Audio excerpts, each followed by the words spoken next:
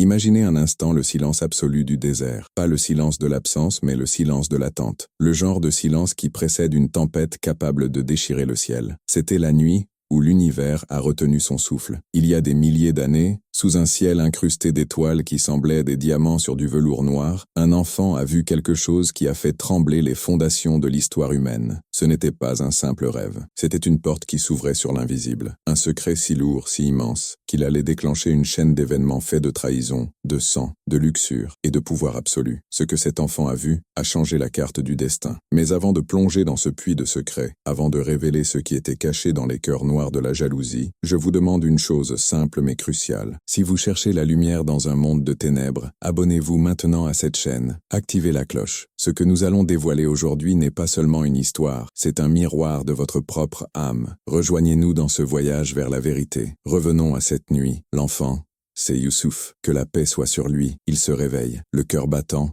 la sueur perlant sur son front noble. Il court vers son père, Yacoub, un prophète de Dieu. Il dit « Ô mon père, j'ai vu 11 étoiles, et le soleil et la lune. Je les ai vus se prosterner devant moi. Arrêtez-vous ici. Sentez le poids de ces mots. Ce n'est pas une hallucination. C'est une prophétie cosmique. Imaginez les corps célestes, ces géants de feu et de gaz qui régissent nos nuits et nos jours, s'incliner par ordre divin devant un petit garçon sur la terre de Canaan. C'est une scène qui dépasse l'entendement humain. C'est l'échelle de la grandeur d'Allah. Mais le père Yacoub, avec sa sagesse qui perce les voiles du temps, ne sourit pas simplement. Il a peur, une peur viscérale. Il sent l'odeur du danger. Il regarde son fils, ce visage qui porte la moitié de toute la beauté créée par Dieu, et il lui chuchote un avertissement grave. Ne raconte pas ta vision à tes frères. Pourquoi? Parce que le diable, Shaitan, est un ennemi déclaré. Yacoub savait que même le sang le plus pur peut être empoisonné par la maladie la plus mortelle de l'humanité, la hassad, la jalousie. Ce n'était pas une jalousie ordinaire, ce n'était pas l'envie d'un jouet ou d'un vêtement, c'était une haine noire, bouillonnante, une lave volcanique qui coulait dans les veines de ses propres frères. Il regardait Youssouf,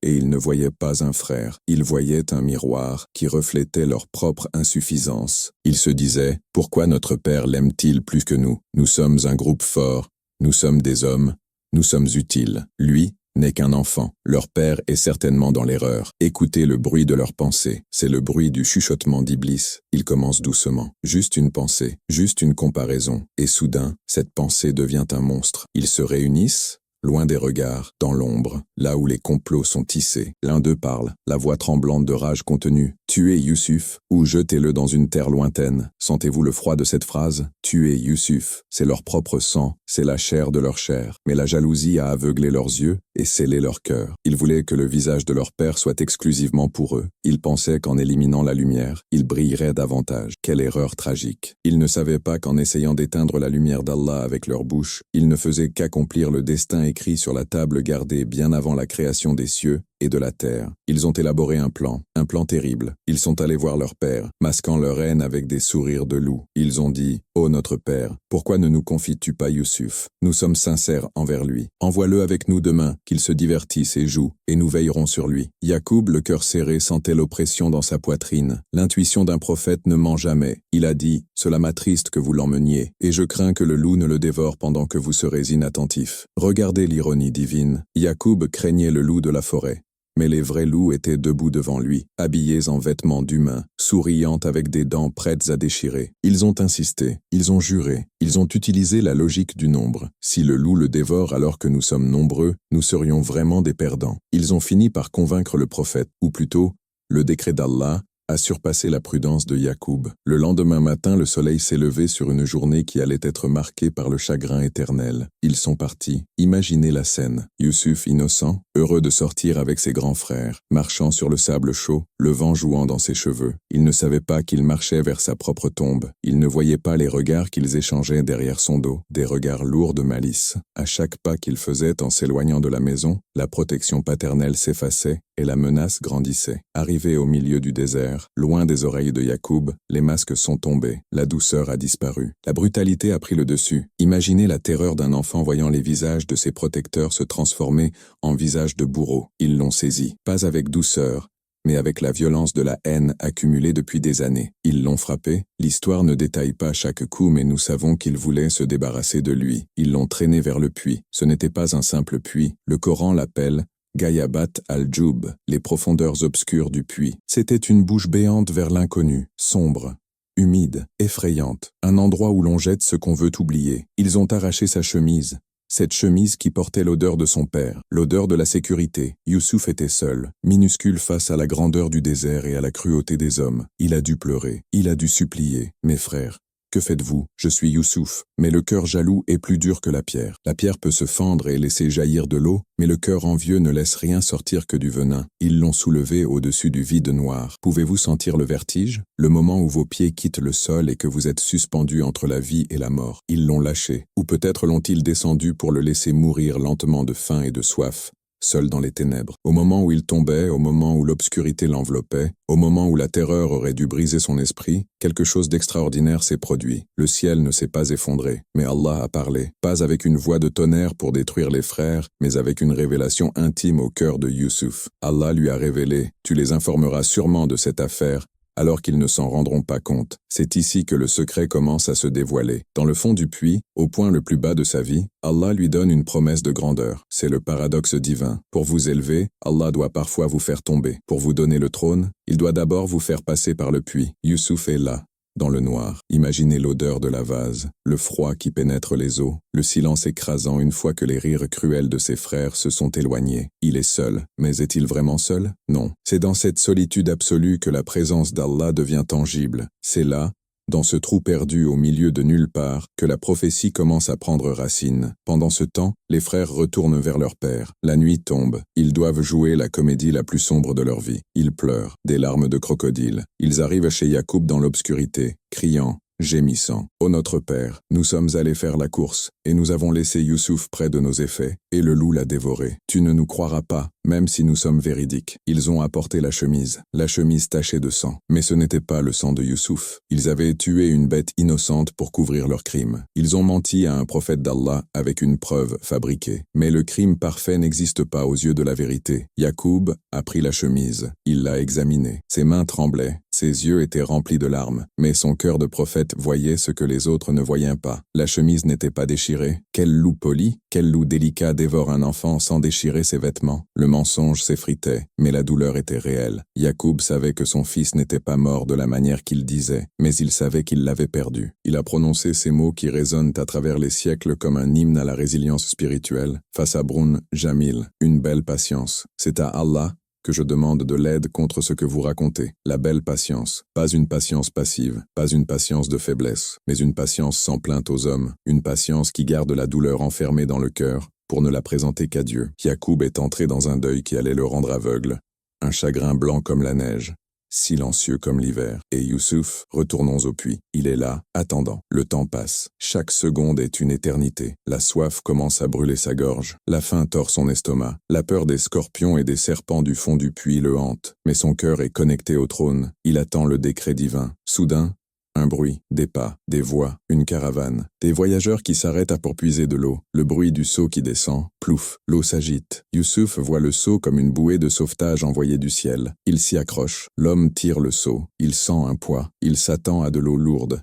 Mais ce qui émerge des ténèbres, c'est un visage brillant comme la pleine lune, un garçon d'une beauté surnaturelle. Le crieur s'exclame, « Bonne nouvelle, c'est un garçon. » Il ne voyait pas un prophète, il ne voyait pas le futur roi. Il voyait une marchandise, un esclave à vendre. Ils l'ont caché, ils l'ont enchaîné, ils l'ont emmené loin de sa terre, loin de son père, vers l'Égypte, vers une civilisation de pierre et de magie, de puissance et de mystère. Ils l'ont vendu pour un prix dérisoire, quelques dirhams comptés. Ils ne savaient pas qu'ils vendaient celui qui sauverait le monde de la famine. Ils vendaient la miséricorde d'Allah pour quelques pièces d'argent. C'est ainsi que Youssouf est entré en Égypte. Pas comme un prince, mais comme un esclave. Il a été exposé sur le marché comme un objet. Des yeux curieux le regardaient. Mais le destin avait un autre acheteur en tête. Un homme puissant, Al-Aziz, le gouverneur. Il l'a acheté et l'a amené dans son palais, disant à sa femme, « Accorde-lui une généreuse hospitalité. Il se peut qu'il nous soit utile. » Ah, si seulement il savait. Si seulement il savait qui venait d'entrer dans sa maison. Il pensait avoir acheté un serviteur, mais il avait introduit une épreuve ardente dans son foyer. Youssouf grandissait. Allah lui donnait la sagesse et la science. Il devenait un homme, et sa beauté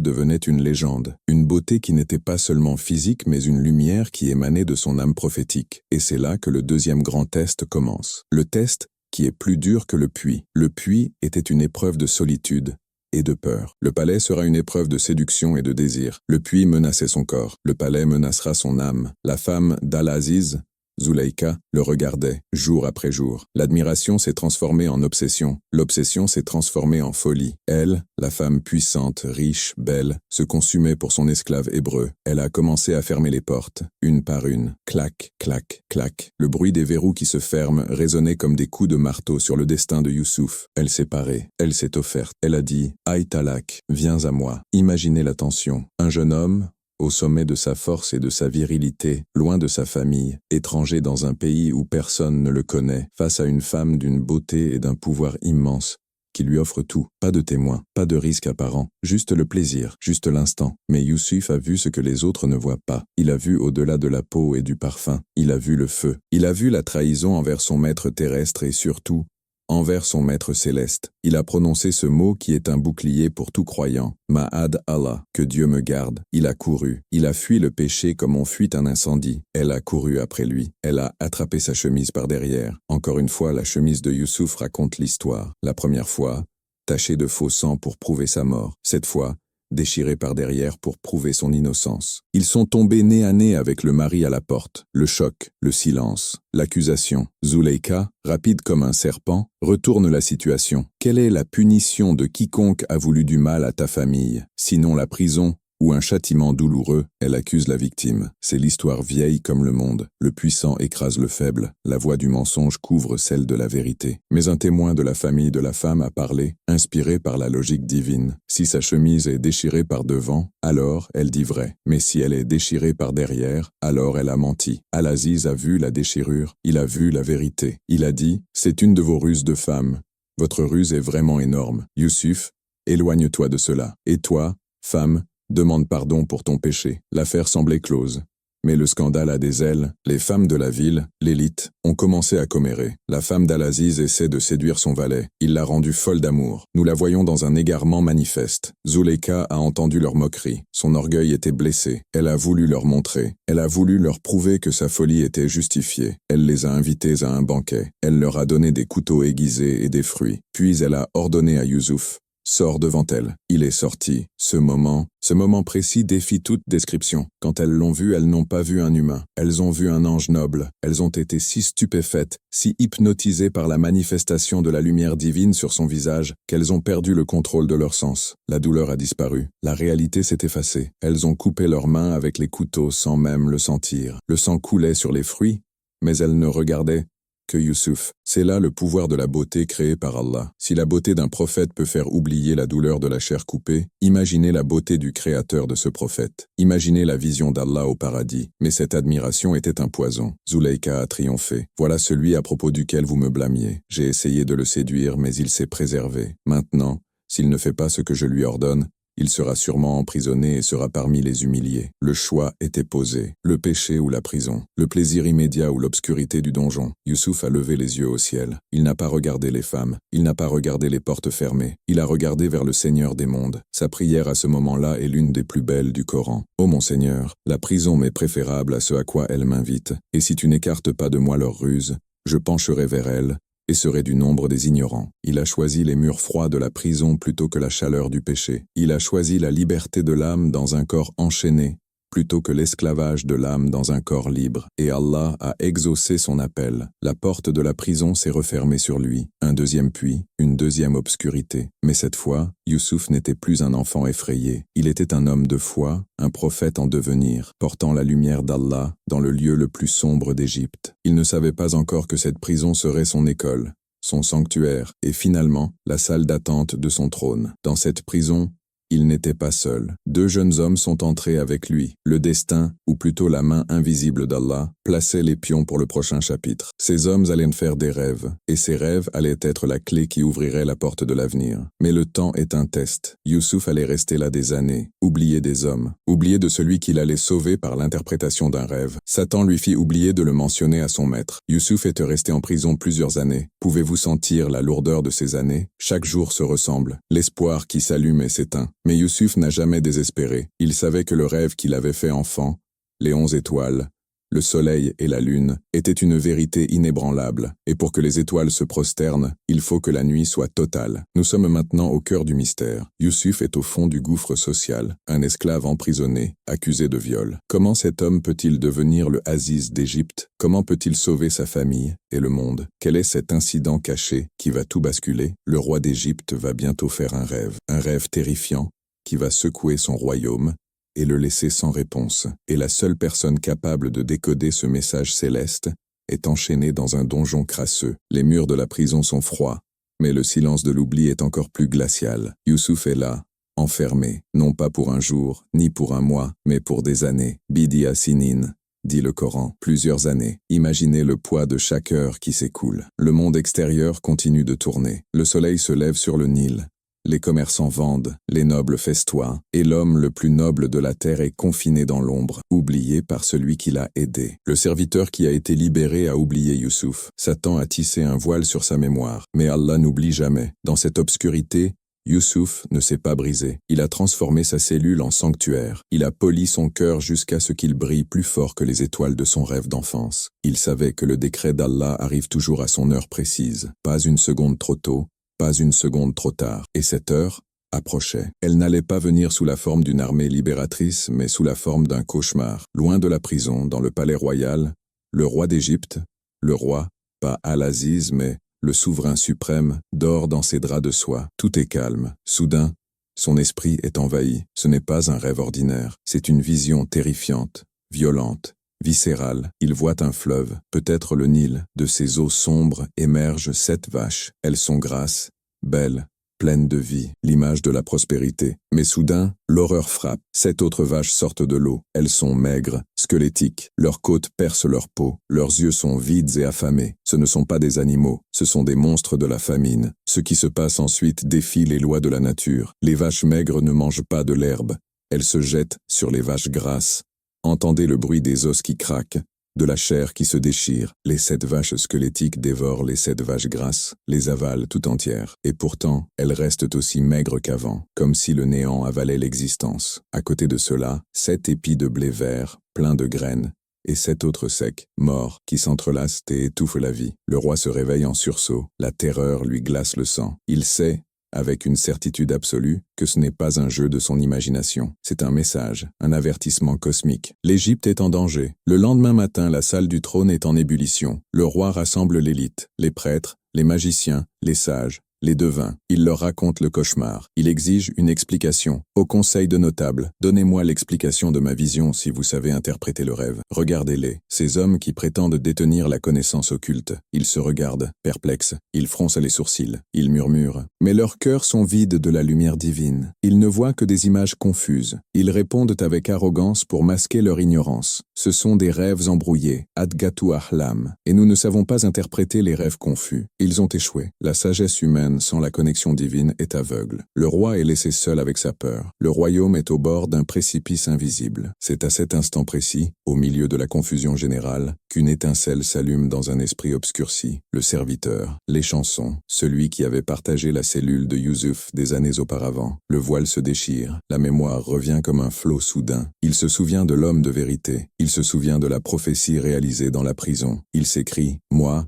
je vous en informerai de l'interprétation. Envoyez-moi donc. » Il court vers la prison. Il descend dans les entrailles de la terre, là où il avait laissé Youssouf. Il le trouve inchangé, calme, une montagne de sérénité. Il l'appelle non pas par son nom d'esclave, mais par son titre spirituel, Youssouf, ô toi, le véridique. Il lui raconte le cauchemar, les vaches grasses, les vaches maigres, les épis. Il demande la solution pour qu'il puisse retourner vers les gens et qu'il sache. Youssouf aurait pu poser des conditions. Il aurait pu dire « Je ne dirai rien tant que vous ne me sortez pas de ce trou ». Il aurait pu négocier sa liberté contre l'information. C'est ce que ferait n'importe quel humain brisé par l'injustice. Mais Youssouf est un prophète. Son souci n'est pas sa propre peau. Son souci est la survie d'une nation. Il voit la catastrophe arriver. Il voit des mères pleurer parce qu'elles n'ont pas de pain pour leurs enfants. Il voit la mort marcher vers l'Égypte. Sa miséricorde dépasse sa souffrance personnelle. Il donne l'interprétation immédiatement. Et quelle interprétation! Ce n'est pas juste une traduction de symboles, c'est un plan économique de survie sur 15 ans. Il dit, vous sèmerez pendant 7 années consécutives. Tout ce que vous récolterez, laissez-le dans son épi,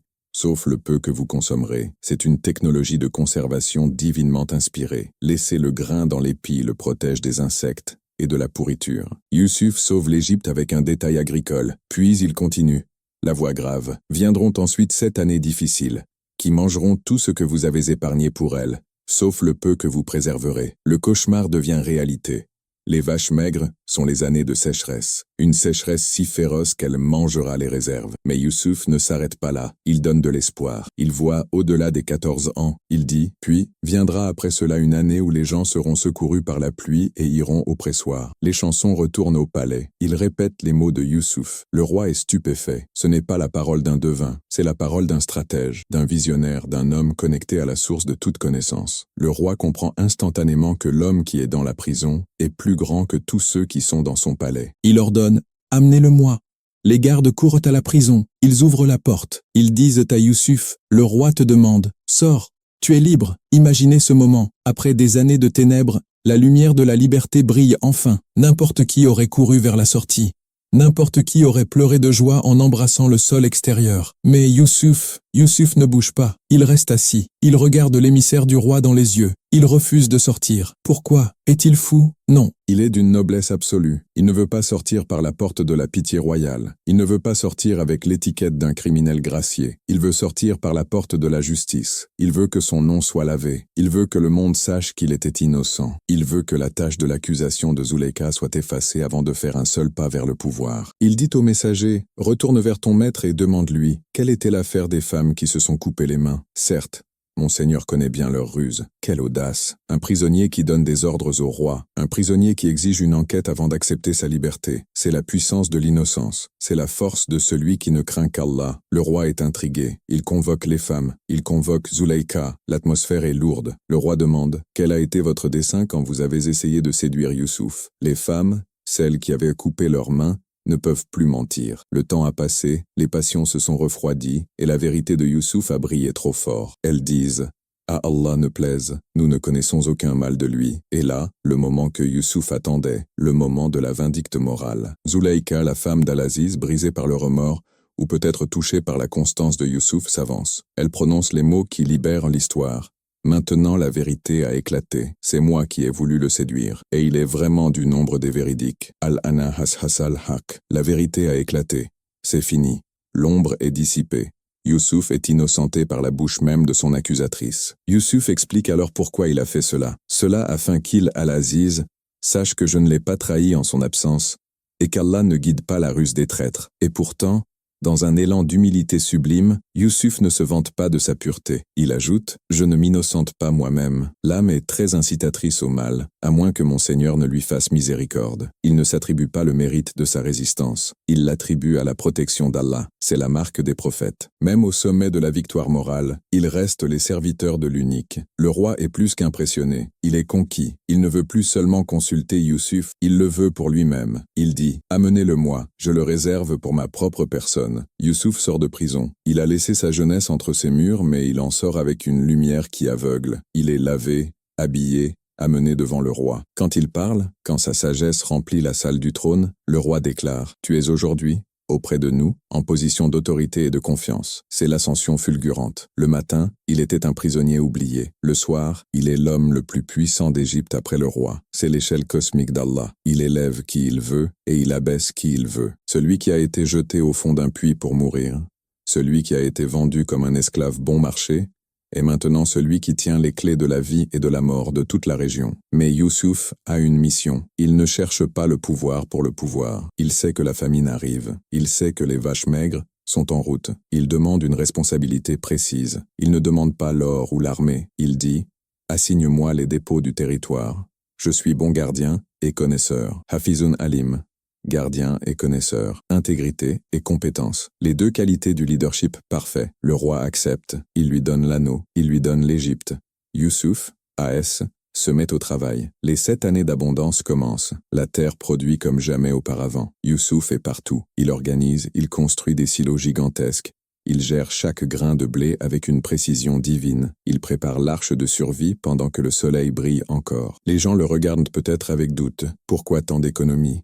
l'abondance est là. Mais Youssouf voit l'horizon noir que personne d'autre ne voit. Et puis, le changement arrive. Les 7 années passent. Le ciel change de couleur. Les nuages disparaissent. La pluie cesse. La terre se fissure. Le Nil baisse. La première année de sécheresse frappe comme un marteau. Les champs deviennent poussière. Les réserves privées s'épuisent en quelques mois. La faim commence à tordre les ventres. Non seulement en Égypte, mais dans tout le monde connu. À Canaan, là où vit un vieux prophète aveugle par les larmes, la faim frappe aussi. Là où vivent 10 frères qui portent un lourd secret, la faim frappe aussi. La famine est le soldat d'Allah qui va rassembler la famille dispersée. Elle est le messager brutal qui va forcer les loups à venir demander de l'aide à leurs victimes. Le monde entier se tourne vers l'Égypte. La rumeur court. Il y a un Aziz en Égypte, un gouverneur juste et prévoyant qui a du blé. Des caravanes affluent de partout. C'est un exode de la survie. Youssouf est assis sur son trône, surveillant la distribution. Il voit des milliers de visages, mais un jour, un groupe d'hommes entre. Ils ont les traits des gens du désert. Ils parlent sa langue maternelle. Youssouf sent son cœur bondir dans sa poitrine. Il les reconnaît immédiatement. Ce sont eux, les 10, ceux qui l'ont jeté dans le puits, ceux qui ont ri de sa peur. Ils sont là, non plus comme des bourreaux arrogants, mais comme des mendiants affamés, tendant leurs mains vers celui qu'ils pensaient avoir tué. Ils entrent auprès de lui. Ils ne le reconnaissent pas. Comment pourraient-ils? Ils ont laissé un enfant esclave dans un puits.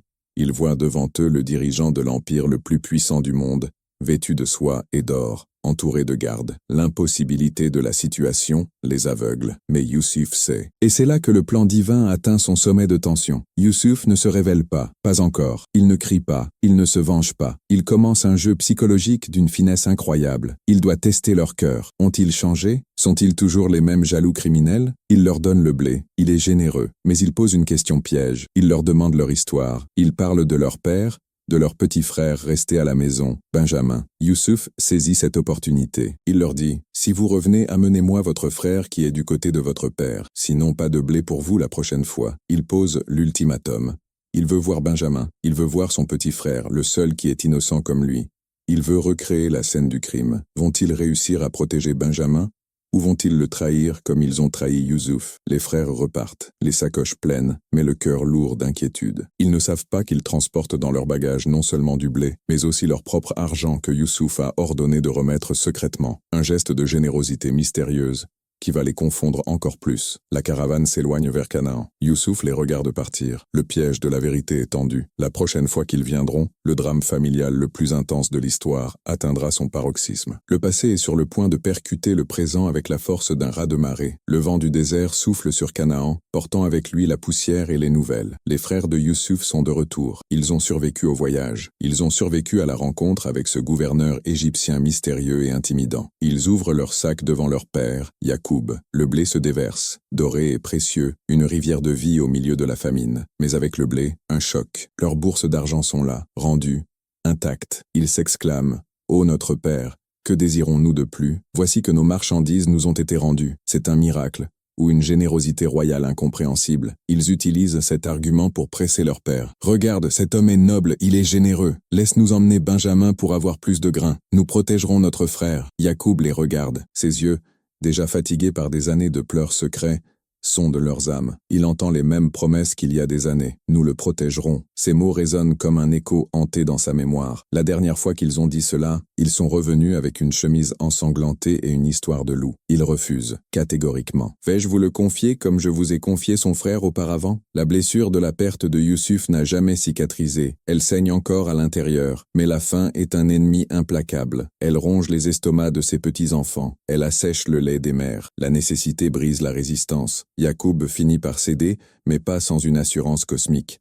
Il ne demande pas leur parole d'homme, car elle ne vaut rien. Il demande un pacte avec le ciel. « Je ne l'enverrai pas avec vous tant que vous ne m'aurez pas apporté un engagement sacré au nom d'Allah que vous me le ramènerez, à moins que vous ne soyez cerné par le désastre. » Ils jurent, Wallahi, ils prennent Dieu à témoin. Yacoub, le cœur serré, sent le départ imminent de son deuxième fils bien-aimé, le parfum de Rachel. Il leur donne un conseil étrange, une stratégie de protection mystique et physique. « Ô mes fils, n'entrez pas par une seule porte, mais entrez par des portes séparées. » Il craint pour eux le Aïn, le mauvais œil. 11 hommes, forts, beaux, fils d'un même père, entrant ensemble, cela attire l'envie, cela attire le malheur. Il essaie de parer le destin, tout en sachant que le décret d'Allah est inévitable. Ils partent, la caravane s'éloigne. Yacoub reste seul, enveloppé dans son manteau de tristesse, priant pour que le loup de la fatalité ne frappe pas une seconde fois. Retour en Égypte, la cité grandiose, le Nil majestueux. Les frères entrent comme leur père l'a ordonné,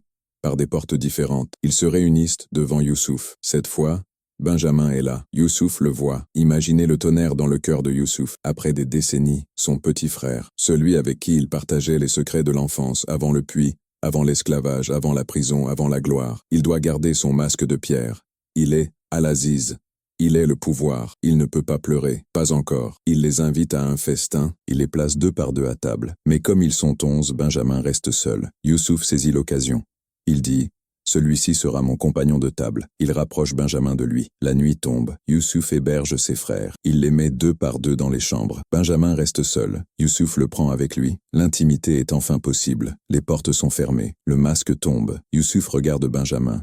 Ce visage familier est pourtant changé par les années. Il voit la tristesse dans les yeux de son frère, la tristesse d'avoir perdu son protecteur Youssouf. Youssouf ne peut plus tenir. Il chuchote la vérité qui va faire exploser le chagrin. « Je suis ton frère, Youssouf. Ne t'afflige pas pour ce qu'il faisait. » Le choc, la joie, les larmes silencieuses. Benjamin retrouve le frère qu'il croyait mort. Youssouf lui explique le plan. Il lui dit de garder le secret. Il lui dit: « Je vais te garder ici. Je ne te laisserai pas repartir avec eux. Mais pour cela, nous devons jouer une scène difficile. Fais-moi confiance. » Le lendemain, les sacs sont chargés, le blé est prêt, le départ est imminent, les frères sont soulagés, ils ont Benjamin, ils ont le blé, ils vont rentrer victorieux. Ils ne savent pas que Youssouf a donné un ordre secret à ses serviteurs, glisser la coupe du roi, le sikaya, une coupe précieuse, peut-être en or ou en argent, dans le sac de Benjamin. La caravane s'ébranle, ils marchent, le cœur léger. Ils ont quitté la ville, ils sont en sécurité. Soudain, un cri derrière eux, le bruit de sabots au galop, la poussière qui s'élève, des gardes armés. « Arrêtez !» Le crieur hurle. « Oh, caravaniers, vous êtes des voleurs !»« Ayatoua al-Ir innakum lasarikun » L'accusation frappe comme un fouet. Les frères s'arrêtent,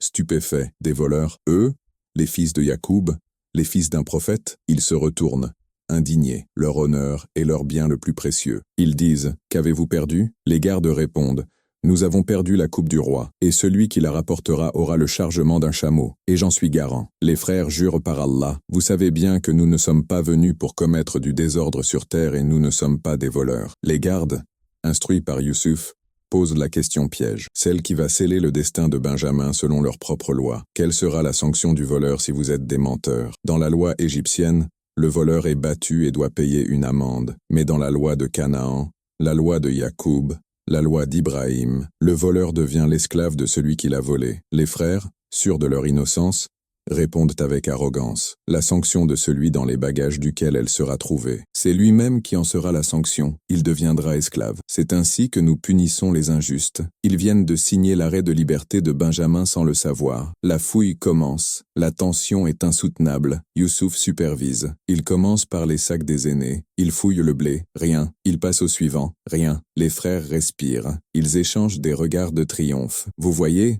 nous sommes innocents. Puis, Youssouf arrive au dernier sac, celui de Benjamin. Il plonge la main, le temps s'arrête. Le silence du désert hurle. Il retire la main, et dans sa main, brillant sous le soleil impitoyable, la coupe du roi. C'est l'effondrement. Le ciel leur tombe sur la tête. Ils sont pétrifiés. La honte, l'horreur. Comment? Benjamin a volé? Leur réaction immédiate révèle la noirceur qui reste dans leur cœur. Au lieu de défendre leur frère, ils l'accusent. Et ils accusent Youssouf par la même occasion. Ils disent: « S'il a volé, un frère à lui a volé auparavant. » Quelle cruauté! Même dans la défaite, ils crachent sur la mémoire de Youssouf. Ils disent que le vol est dans le sang de Rachel, dans le sang de Youssouf et Benjamin. Youssouf entend cela. Il est là, debout devant eux. Il entend l'insulte contre lui-même. La douleur est vive, comme une brûlure. Mais il se contient. Fa'asarraha Youssouf fi nafsihi. Il a gardé cela secret en lui-même et ne leur a rien montré. Il pense: vous êtes dans une pire situation, et Allah sait mieux ce que vous décrivez. La sentence est prononcée. Benjamin est arrêté. Il devient esclave du gouverneur. C'est la catastrophe absolue. Comment vont-ils rentrer chez leur père? Ils ont juré par Allah. Ils ont fait un pacte. Ils supplient Youssouf. Ils s'humilient. Ô Al-Aziz, Il a un père très vieux, prends l'un de nous à sa place. Nous voyons que tu es du nombre des bienfaisants. Youssouf refuse. Il doit être ferme pour que la leçon soit apprise. Qu'Allah nous garde de prendre un autre que celui chez qui nous avons trouvé notre bien. Nous serions alors injustes. Tout espoir est perdu. Benjamin reste. Les frères sont expulsés du palais. Ils se réunissent à l'écart pour tenir conseil. L'aîné, Ruben, ou Judas selon les interprétations, est dévasté. Il se souvient du serment fait à Yacoub. Il se souvient de la faute envers Youssouf. Il dit « Je ne quitterai pas le territoire d'Égypte tant que mon père ne me le permettra pas, ou qu'Allah ne jugera pas en ma faveur. » La famille se déchire encore plus. Benjamin est captif, en réalité invité VIP. L'aîné reste en exil volontaire en Égypte. Les 9 autres doivent retourner affronter le regard de Yacoub. Le voyage de retour est un cortège funèbre. Ils n'ont pas de cadavres, mais ils apportent la mort de l'espoir. Ils arrivent à Canaan. Ils entrent chez leur père. Ils ne peuvent même pas le regarder en face. « Ô notre père, ton fils a volé. Nous n'attestons que de ce que nous savons et nous ne pouvions pas garder l'invisible. » Demande à la caravane. Yacoub écoute. Le coup est si violent qu'il aurait dû le tuer. Youssouf disparu. Benjamin esclave voleur. L'aîné en exil. 3 fils perdus. Sa réaction? La colère? Le reniement? Non, il revient à son ancre éternelle. Vos âmes vous ont suggéré quelque chose, une belle patience. Il se peut qu'Allah me les ramène tous. Il est l'omniscient, le sage. Il ne dit pas « il se peut qu'il me ramène Benjamin ». Il dit « tous ». Sa foi voit ce que les yeux ne voient pas. Il sent que Youssouf est vivant. L'épreuve atteint son apogée, donc le secours est proche. Mais le corps humain a ses limites. Yacoub se détourne d'eux. Il s'isole pour pleurer. Il hurle sa douleur à l'univers. Ya Asafa ala Youssouf. Hélas pour Youssouf. Il pleure Benjamin, mais c'est le nom de Youssouf qui sort de ses lèvres. La douleur ancienne et la douleur nouvelle se mélangent. Il pleure tant, avec une telle intensité, que ses yeux deviennent blancs. Wabiadat ainaou minal huzn. La cécité du chagrin. Le monde devient noir pour lui, physiquement, mais sa vision spirituelle est plus aiguisée que jamais. Il est Kazim, rempli de chagrin contenu, silencieux envers les hommes, bruyant vers Allah. Ses fils, exaspérés par ce deuil éternel, lui disent « Par Allah, tu ne cesseras de mentionner Youssouf jusqu'à ce que tu sois épuisé ou que tu sois du nombre des morts. » Ils ne comprennent pas. Ils voient un vieillard sénile obsédé par un mort. Yacoub leur répond avec la phrase qui est le remède de tout cœur brisé. « Je ne me plains de mon déchirement et de mon chagrin qu'à Allah, et je sais de la part d'Allah ce que vous ne savez pas. » Il sait que le rêve des 11 étoiles n'est pas encore accompli. Il sait que Dieu ne brise pas une promesse. Alors, aveugle, brisé, mais invaincu dans sa foi, il donne un dernier ordre, un ordre qui défie toute logique. Il leur dit « Ô mes fils, partez, et enquérez-vous de Youssouf et de son frère, et ne désespérez pas de la miséricorde d'Allah. Ce sont seulement les gens mécréants qui désespèrent de la miséricorde d'Allah. Enquérez-vous de Youssouf. Ils pensent qu'il est mort depuis des années, mais l'ordre du prophète est absolu. Ils doivent repartir, une 3e fois vers l'Égypte, non plus pour le blé seulement, mais pour une quête impossible, retrouver un fantôme et libérer un esclave. Ils repartent, épuisés, pauvres, ils n'ont plus d'argent. Ils emmènent une marchandise de peu de valeur, bida'atan mujatin. Ils vont mendier la charité de l'Aziz. Ils ne savent pas qu'ils vont frapper à la porte de la révélation finale. Nous laissons les frères sur la route, la poussière du désert collant à leur visage honteux. Nous laissons Yacoub dans les ténèbres de sa cécité, voyant la lumière avec son cœur. Et nous laissons Youssouf en Égypte, attendant le moment où le voile tombera enfin. L'air est chargé d'électricité statique. L'orage émotionnel est sur le point d'éclater. La prochaine rencontre ne sera pas une transaction commerciale, ce sera l'apocalypse de la vérité. Nous arrivons au sommet de la montagne émotionnelle. Les frères de Youssouf sont de retour en Égypte, mais cette fois, ils ne sont plus des négociateurs fiers, ils sont brisés, la famine les a mis à genoux, la perte de Benjamin les a humiliés, la tristesse de leur père les a rongés. Ils entrent dans la salle du trône non pas comme des égaux, mais comme des mendiants. Regardez cette scène avec les yeux de votre cœur. Les fils de prophètes réduits à supplier. Ils s'adressent à Youssouf, toujours déguisé sous sa magnificence royale. « Ô Al-Aziz, le malheur nous a touchés, nous et notre famille. Nous sommes venus avec une marchandise de peu de valeur. Fais-nous pleine mesure et fais-nous la charité. Certes, Allah récompense les charitables. Tazadak alayna, fais-nous la charité. » Ces mots ont dû percer le cœur de Youssouf. Voir ses propres frères, ceux qui étaient si forts, si arrogants près du puits, maintenant tremblants, offrant peut-être de la laine grossière ou du beurre rance en échange de survie. Ils invoquent Allah pour toucher le cœur de ce gouverneur étranger. Youssouf ne peut plus tenir. Le barrage cède. La compassion submerge la stratégie. Il n'y a plus de place pour le secret. Il doit parler. Mais il ne dit pas « Je suis Youssouf » tout de suite. Il pose une question qui va les foudroyer sur place. une question qui remonte le temps. Il dit, d'une voix qui tremble peut-être pour la première fois, « Savez-vous ce que vous avez fait de Youssouf et de son frère, alors que vous étiez ignorants ?» Le silence qui suit cette phrase est plus lourd que le ciel. Imaginez le choc électrique qui traverse les 10 frères. Comment cet Égyptien connaît-il ce nom? Youssouf. Personne en Égypte ne connaît ce nom. C'est un secret de famille. C'est un cadavre dans le placard de leur passé. Et ils parlent de ce qu'ils ont fait, pas de ce qui est arrivé, de ce qu'ils ont fait. Ils lèvent les yeux. Ils scrutent son visage. Soudain, les pièces du puzzle s'assemblent. Ce sourire, ces yeux, cette noblesse, cette voix qui résonne avec un écho familier. L'impossible devient possible. La terreur les saisit. Si c'est lui, alors ils sont morts. Ils sont face à l'homme le plus puissant du monde, et ils sont ceux qui ont essayé de le tuer. Ils sont à sa merci absolue. Ils balbutient, la gorge sèche. « Est-ce que tu es, certes, toi, Youssouf ?» Youssouf se lève. Il enlève peut-être sa coiffe royale. Il les regarde avec une majesté qui n'est pas celle d'un roi, mais celle d'un prophète. Il prononce les mots qui ont fait pleurer les anges. « Je suis Youssouf, et voici mon frère, Ana Youssouf. » C'est l'explosion nucléaire de la vérité. Le puits, l'esclavage, la prison, les années de silence, tout converge vers cet instant. Allah nous a favorisés, continue-t-il. Quiconque craint Allah est patiente, et très certainement, Allah ne fait pas perdre la récompense des bienfaisants. Les frères s'effondrent, ce n'est pas seulement la peur de la punition, c'est la honte, une honte brûlante, viscérale. Ils réalisent la grandeur de celui qu'ils ont méprisé. Ils réalisent que pendant qu'ils complotaient dans les ténèbres, Allah élevait leurs victimes dans la lumière. Ils avouent, totalement vaincus, par Allah. Vraiment Allah t'a préféré à nous, et nous avons été fautifs. Ils attendent le verdict. Coupez-leur la tête, jetez-les en prison. C'est ce que ferait n'importe quel roi humain. C'est la justice des hommes.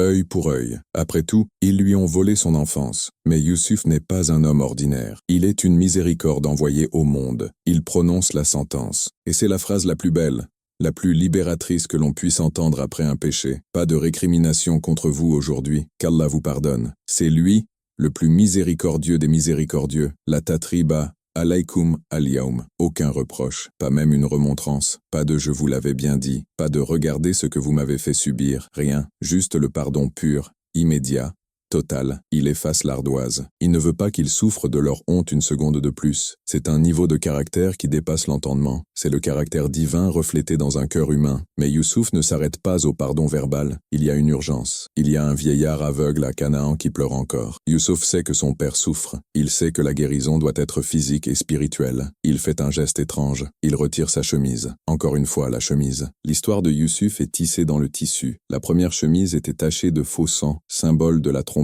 et du deuil. La deuxième chemise était déchirée par derrière, symbole de l'innocence et de la tentation. Voici la troisième chemise. Emportez ma chemise que voici, dit-il, et appliquez-la sur le visage de mon père. Il recouvrera la vue, et amenez-moi toute votre famille. C'est un miracle. Comment une chemise peut-elle guérir la cécité? Ce n'est pas le tissu, c'est l'odeur. C'est la baraka d'un prophète. C'est la preuve tangible que Youssouf est vivant. Les frères repartent, mais cette fois, ce n'est pas une caravane funèbre. C'est une course de la joie. Ils galopent à travers le désert. Ils volent vers Canaan. Et maintenant, écoutez bien, le miracle se produit avant même leur arrivée. À des centaines de kilomètres de là, à Canaan, Yacoub est assis, aveugle, triste. Soudain, il lève la tête, il renifle l'air, il sourit. Un sourire que personne n'a vu depuis des décennies. Il dit à ceux qui l'entourent, « Vraiment, je sens l'odeur de Youssouf. Si vous ne me traitiez pas de radoteur, inni la adjidou ria Youssouf. Je trouve l'odeur de Youssouf. » Imaginez la puissance de cet amour. L'odeur traverse le désert. Elle traverse les frontières. Elle arrive avant le messager. Ceux qui sont avec lui se moquent encore. Par Allah,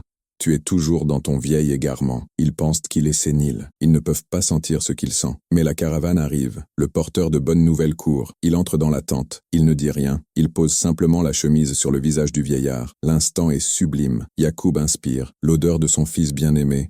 L'odeur du paradis, l'odeur de la promesse tenue d'Allah remplit ses poumons. L'obscurité se déchire, le voile blanc se lève, ses yeux s'ouvrent. Il voit la chemise, il voit ses fils. La lumière est revenue, la vérité est revenue. Il dit, les larmes coulant sur ses joues, non plus des larmes de douleur mais de gratitude. Ne vous ai-je pas dit que je sais de la part d'Allah ce que vous ne savez pas? Les fils sont là, honteux, la tête basse. Ils voient le miracle. Ils voient la grandeur de leur père et de leurs frères. Ils demandent l'intercession. « Ô notre Père, implore pour nous le pardon de nos péchés. Nous étions vraiment fautifs. » Yacoub, le cœur apaisé, répond « J'implorerai pour vous le pardon de mon Seigneur. » C'est la fin de la souffrance. C'est le début de la réunion. Toute la famille, le clan entier de Jacob, les bâtisseurs d'Israël, emballent leur vie. Ils quittent Canaan, ils marchent vers l'Égypte, ils marchent vers Youssouf. Imaginez la scène finale de ce chapitre. Youssouf attend à la frontière de la ville. Il n'attend pas dans son palais, il sort pour les accueillir. Les chars royaux sont alignés, les drapeaux flottent. Le moment approche. Le père et le fils, le prophète et le prophète. La séparation a duré des années, une vie entière de douleur. Ils se voient au loin. Comment décrire cette étreinte? Il n'y a pas de mots dans les langues humaines pour décrire l'étreinte de Yacoub et Youssouf. C'est la rencontre de la patience et de la gratitude. C'est la preuve vivante qu'aucun plan diabolique ne peut vaincre le plan d'Allah. Youssouf prend ses parents, il les élève. Il les fait asseoir sur le trône avec lui. Lui, l'ancien esclave, fait asseoir sa famille sur le sommet du monde. Et là, le rêve. Vous souvenez-vous du début, le premier chapitre? L'enfant qui voit 11 étoiles, le soleil et la lune se prosterner. Regardez maintenant, 11 frères, les étoiles, le père et la mère, ou la tante qui l'a élevé, le soleil et la lune. Ils entrent, ils sont submergés par la majesté de Youssouf et par la gratitude envers Allah. Ils tombent prosternés devant lui, une prosternation de respect, permise dans leur loi à l'époque, pas d'adoration. Youssouf regarde la scène, il regarde son père, il dit « Ô mon père, voilà l'interprétation de mon rêve de jadis. Allah l'a bel et bien réalisé. Le cercle est bouclé, le rêve est devenu réalité. Le puits est loin, la prison est loin, la famine est vaincue, la famille est réunie. Satan a été vaincu par la patience. Youssouf, au sommet de sa gloire, ne s'attribue rien. Il fait une prière qui résonne jusqu'à la fin des temps, une prière qui nous enseigne comment finir une histoire de succès. Il ne dit pas « Je suis grand », il dit « Ô mon Seigneur, tu m'as donné du pouvoir et m'as enseigné l'interprétation des rêves. Créateur des cieux et de la terre, tu es mon allié ici-bas et dans l'au-delà. Fais-moi mourir en parfaite soumission et fais-moi rejoindre les vertueux. Même au sommet du pouvoir, son seul désir est de mourir en tant que musulman. C'est la leçon ultime. L'histoire est terminée, mais la leçon ne fait que commencer. Ne fermez pas cette vidéo. Ce que vous allez entendre dans les prochaines minutes est la clé qui ouvrira les verrous de votre propre vie. Nous avons voyagé du fond du puits jusqu'au sommet du trône. Nous avons vu la haine la plus noire et l'amour le plus pur. Mais posez-vous cette question. Pourquoi Allah, le Seigneur des mondes, a-t-il appelé cette sourate Hassan al-Qassas, le meilleur des récits? Ce n'est pas parce qu'il y a du suspense, ce n'est pas parce qu'il y a un roi et des complots, c'est parce que cette histoire est la carte géographique de votre existence. Vous êtes Youssouf, vous êtes Yacoub, et parfois, qu'Allah nous pardonne, nous sommes les frères. Regardez votre vie aujourd'hui. Êtes-vous dans un puits? Êtes-vous dans une prison émotionnelle? Avez-vous été trahi par ceux que vous aimiez? Avez-vous perdu quelque chose qui vous était plus cher que vos propres yeux? Voici les 4 armes spirituelles que nous extrayons de ce trésor divin pour vous. Prenez-les, elles sont plus précieuses que l'or de l'Égypte. Première arme, le secret de la gestion du mal, contre la jalousie. Le premier crime commis contre Youssouf n'est pas venu d'étrangers. Il est venu de sa propre maison, de son propre sang. La jalousie, le hasad, est un feu qui ne brûle pas l'ennemi, il brûle le porteur. Les frères pensaient qu'en éliminant Youssouf, l'amour de leur père leur reviendrait. C'est une illusion d'optique satanique. Éteindre la bougie de votre voisin ne rendra pas la vôtre plus brillante. Cela ne fait que rendre le monde plus sombre. Si vous ressentez une pointe de douleur quand vous voyez quelqu'un réussir, attention, le loup est en vous. Tuez ce loup avant qu'il ne dévore vos bonnes actions. Et si vous êtes la victime de la jalousie, faites comme Youssouf. Ne ripostez pas. Ne cherchez pas à vous justifier aux yeux des jaloux. Leurs yeux sont aveugles. Continuez à briller. Allah élèvera votre rang à travers leurs tentatives de vous abaisser. Le puits qu'ils creusent pour vous est en réalité la fondation de votre futur palais. Deuxième arme, la puissance du sabrin jamil, la belle patience. On nous dit souvent « sois patient », mais nous ne comprenons pas. Nous pensons que la patience est une faiblesse, une attente passive. Non, la patience de Yacoub est une arme de guerre. Sabrin jamil, une belle patience. Qu'est-ce que cela signifie? Cela signifie brûler de l'intérieur, avoir le cœur en miettes, pleurer jusqu'à devenir aveugle, mais ne jamais, jamais se plaindre d'Allah. Se plaindre à Allah, oui, se plaindre d'Allah, jamais. Yacoub disait « Je me plains de mon chagrin à Allah ». Il a canalisé sa douleur vers le ciel, pas vers les hommes. Les hommes ne peuvent rien pour vous. Ils ne peuvent ni vous nuire ni vous profiter sans la permission de Dieu. Si vous traversez une épreuve aujourd'hui, ne la racontez pas aux gens pour chercher leur pitié. Racontez-la à Allah sur votre tapis de prière. C'est là que la caravane de secours viendra vous chercher. Troisième arme, la vision de l'invisible, tawakkul et destinée. C'est le point le plus vertigineux de l'histoire. Regardez la chaîne des événements. Si Youssouf n'avait pas été jeté dans le puits, il n'aurait jamais été emmené en Égypte.